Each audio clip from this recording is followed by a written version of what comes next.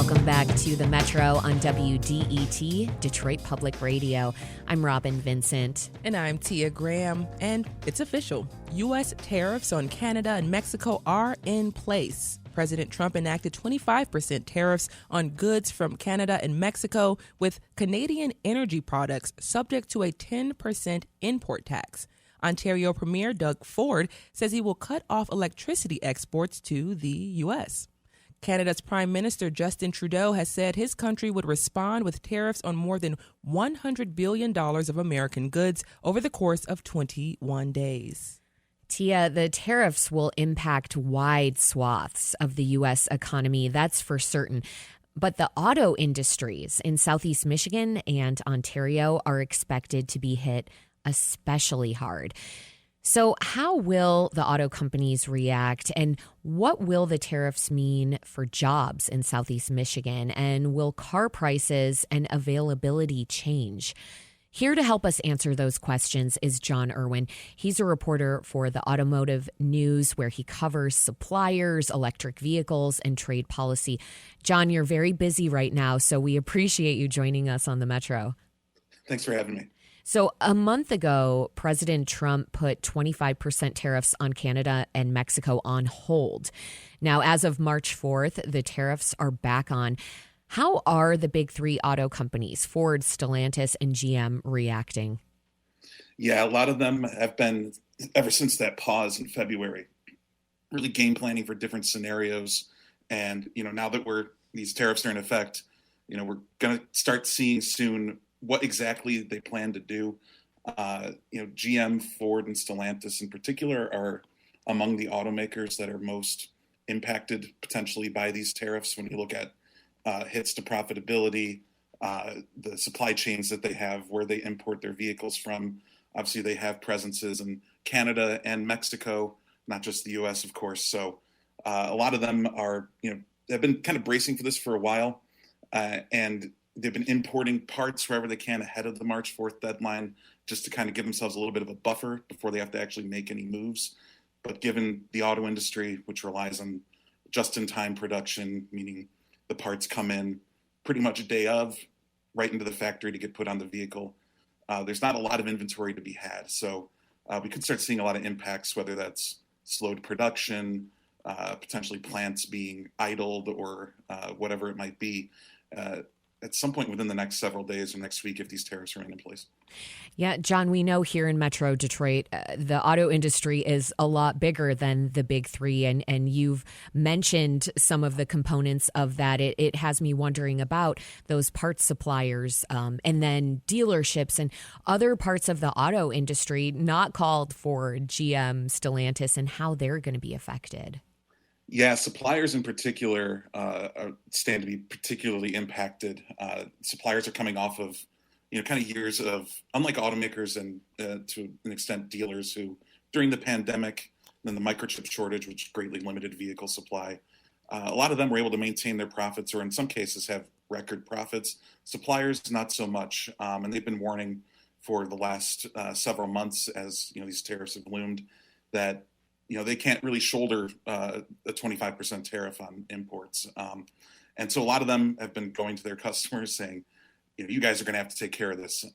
And that sort of starts this kind of trickle effect of where, a supplier down in the supply chain wants to move their costs up. That supplier will move their costs up to the automaker. And then it's up to the automaker at that point to decide whether they're going to, eat that cost or pass it on to consumers.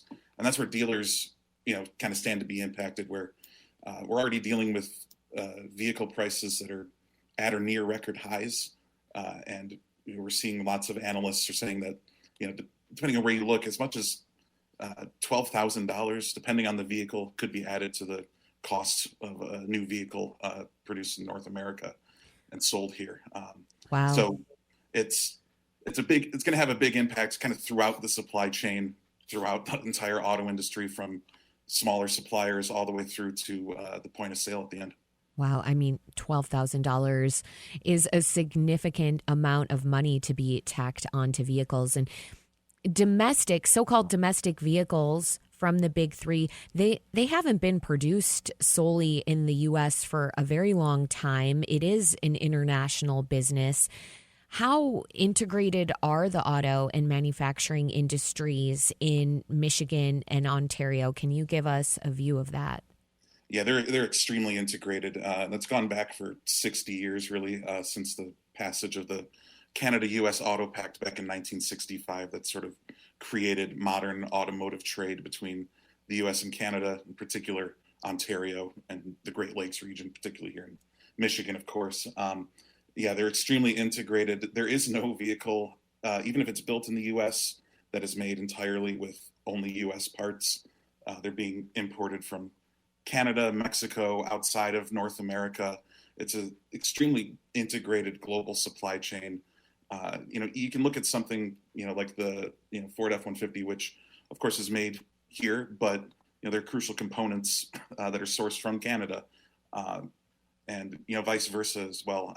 It's an extremely integrated supply chain, and it's not something that can easily be switched on and off.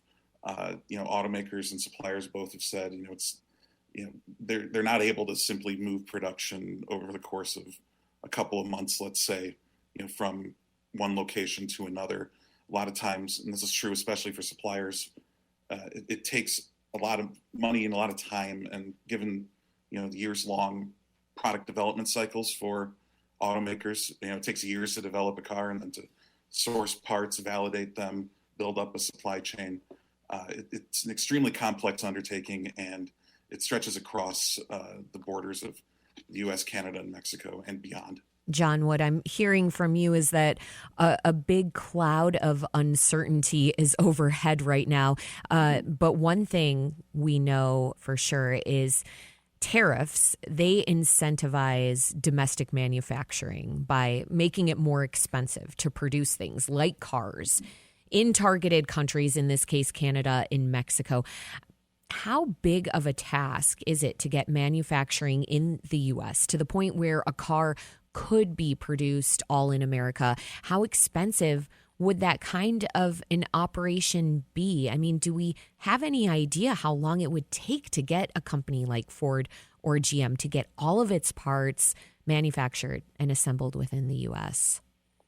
It would be an extremely complex and expensive undertaking. One of the bigger issues that would arise, just talking with suppliers, is that there's certain components right now that just aren't built in the U.S. Like wire harnesses, for example, are largely sourced from Mexico, and so an entire new wire harness supply chain would have to be built locally in the U.S. We've heard some suppliers of wire harnesses say that costs would have to increase, due to tariffs or other factors, by as much as 50 or 60% for them to consider moving from Mexico into the U.S. Just considering lower labor costs in Mexico. So it's something that companies. I mean, one of the things that we have seen over the last several years, really ever since the pandemic sort of exposed the fragility of global supply chains, we have seen a lot more investment into the U.S. and North America more broadly. So we are seeing more local, regional content going into vehicles. I'd expect that to continue, especially as these tariffs, whether they stay in place or are lifted shortly. Clearly, we're in a trade environment where the U.S. government, and this is true regardless of who's in the White House, is trying to spur more domestic manufacturing back into the supply chain. So I think we're going to see automakers and suppliers wherever possible do that, but to make it entirely a U.S.-made car with only U.S.-made parts is an extremely complex, expensive undertaking that would take years at minimum. You're listening to the Metro on WDET. I'm Robin Vincent. And I'm Tia Graham. We're talking about how 25% tariffs on Canada and Mexico will affect the auto industries in Southeast Michigan and Ontario. Our guest is John Irwin, a reporter for the Automotive News, where he covers suppliers, EVs, and trade policy. Now, John, are there any kinds of vehicles that will be more impacted than others? I'm thinking gas-powered, hybrid, and electric vehicles. Yeah, one thing that's interesting is that it's sort of an across-the-board impact. I mean, you have a lot of shared components between gas-powered vehicles, hybrids, and EVs. One thing that we're on EVs, it's kind of interesting because on the one hand, As we just mentioned, there's been a lot of investment over the last several years into North America and building up the supply chain here locally, less reliant on regions outside of North America. A lot of that's been driven by electric vehicle investments and trying to build up, local supply chain for EVs. In that sense, it's possible that, some EVs might be, less impacted by tariffs than maybe a gas-powered vehicle that might source, more parts from outside the region. But on the other hand, as mentioned, these are going to send these tariffs, if they remain in effect and there are no exemptions, are going to, increase the price of vehicles on average by thousands of dollars. And one of the issues facing electric vehicles and, preventing them from maybe taking off to the level that automakers were hoping for a couple of years ago is just the fact that prices are, higher on electric vehicles than on gas-powered vehicles. So in that sense, EVs might be impacted a bit more. At the end of the day, you're not going to be able to find, any model, vehicle, automaker that isn't impacted by this in some way. Some more than others, some models more than others. But yeah, it's kind of an across-the-board impact. We'll kind of see how things shake out. And John, I just want to jump back really quickly, if we can, about the dealerships and how they're going to be impacted. For those who are maybe looking to buy a car anytime soon, do you have any advice for those who are going into the market? Yeah, it's an interesting time to be going into the market. Right now, things, obviously, tariffs have only been in place for a little over 24 hours here. So if you're going to the dealership today, there probably isn't much of a difference. But down the line, it's going to be important to, just kind of keep an eye out on, what incentives and deals might be there. One thing a couple analysts I've talked to have said is that automakers are kind of expected to lift incentives, meaning get rid of them on a lot of models over pretty quickly here, maybe even just within a week or two, certainly over the course of the month if tariffs remain in place, in part because, they're fine with, they don't want to push vehicles that are being imported at 25% with a 25% tariff, or thus more expensive, less profitable. They're not looking to necessarily sell those if they can still sell vehicles that were imported or created before the 25% tariff came into place. So, it's possible that there will be, maybe fewer deals to be had, but that'll, again, depend on the model, the vehicle. It'll depend on the automaker and the dealership itself. I think it's just important to, at this point, while we're still feeling out how things are going to be impacted for your car buyer, just sort of cast a wide net and, be, kind of be prepared for, things to maybe change relatively quickly as automakers make their decisions. Yeah, and John, my last question before we let you go here, very briefly, if you can, the U.S. has also doubled its tariffs on Chinese goods. We know they're now 20% as that trade war has also heated up. We have BYD, the Chinese electric vehicle company that's dominating the EV game everywhere but here in the U.S. Will the tariffs make U.S.-made EVs less competitive in the global marketplace? Yeah, that's certainly one of the concerns that some analysts and suppliers in the EV space have mentioned to me, that they're worried that this in effect the tariffs are making the region less competitive as a whole versus other regions, whether it's Europe, Asia, and China, and that would certainly extend to EVs. That's been a big concern over the last several years for the industry domestically, or Chinese automakers and their the speed with which that they're growing and taking off and expanding globally. And certainly if it's one thing to try to compete with them when there are already all sorts of advantages and that they have that driven by government policy over there, that sort of thing. But to tack on a 20% tariff on top of that, it could impact decisions that automakers and suppliers make as it relates to EVs. So it'll be interesting to see what happens over the next several days. John Irwin is a reporter for the Automotive News, where he covers suppliers, EVs, and trade policy. John, thank you so much for joining us on the Metro. Thanks for having me.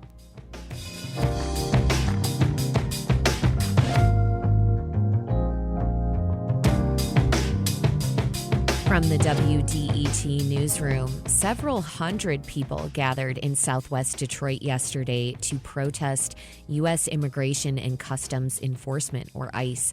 The group assembled on Verner and Clark and was standing against deportation efforts under the Trump administration. Coming up at 11, there's been a string of recent high-profile plane crashes in the U.S., and it has us wondering, have you flown recently? What was your experience? And are you afraid to fly? The number is 313-577-1019. And coming up next, we'll discuss the power of poetry and how one group is cultivating the next generation of poets. We'll be right back on the Metro. You all stay right there.